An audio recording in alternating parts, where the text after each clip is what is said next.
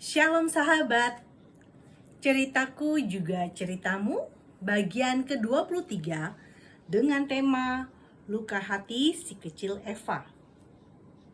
Biarlah cerita ini dapat memberi pengharapan dan kekuatan di dalam Tuhan.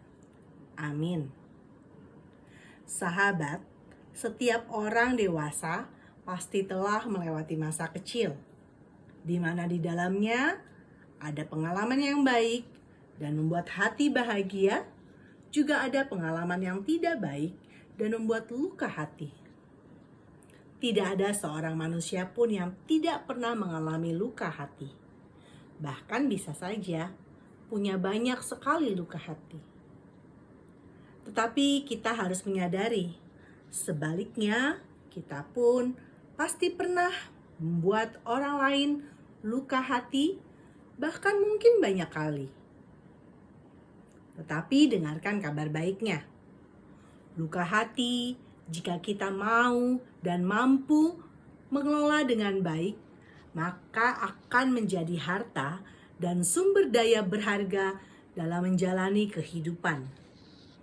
Ada jawaban atas setiap pertanyaanmu. Ada obat atas setiap luka hatimu, sehingga dapat menemukan makna dalam hidupmu. Kali ini saya mau menceritakan salah satu dari luka hati si kecil Eva. Suatu ketika papa dan mama bertengkar hebat. Sempat ada kekerasan fisik dari papa ke mama, bahkan papa yang sempat memegang benda tajam mau mengarahkan kepada mama. Tetapi puji Tuhan tidak sampai terkena. Saat itu Eva yang masih kecil tentu saja merasa takut, bingung mau melakukan apa. Karena sadar betul diri tidak berdaya dengan usia yang masih kecil. Kemudian saya bersama adik masuk ke kamar, tetapi tentu saja pendengaran dari pertengkaran mereka masih dapat terdengar. Sebagai anak, saat itu saya kecewa dan bahkan marah dengan pemikiran seharusnya perdebatan mereka tidak boleh ada kekerasan.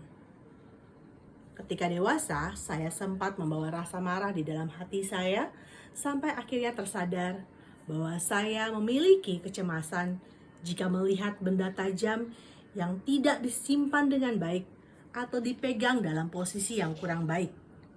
Bahkan saya sangat terganggu jika melihat orang lain memegang gunting atau pisau dengan posisi yang kurang baik.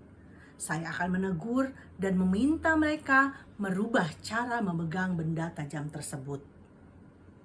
Suatu hari di ibadah, saya dikoreksi melalui khotbah mengenai pengampunan, dan saya ditantang melepaskan pengampunan.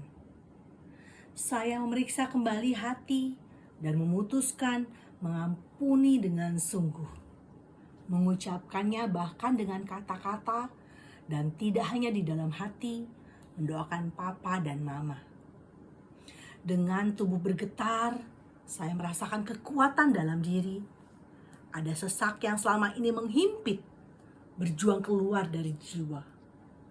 Tak terasa aliran deras air mata turun, bukan hanya membasahi baju, tetapi juga lantai gereja.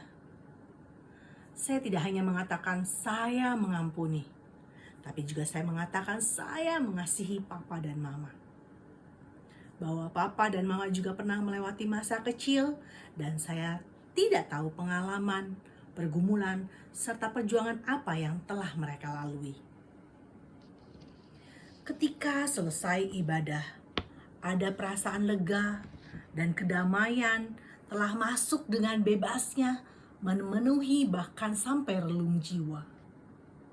Saya bersyukur. Sahabat, periksa kembali. Apakah masih ada luka hati yang tersimpan dalam diri? Yuk, putuskan untuk mengusahakan juga mengerjakan proses pengobatan untuk kesembuhan serta pemulihannya.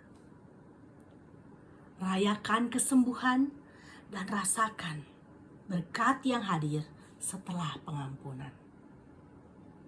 Amsal 4 ayat 23.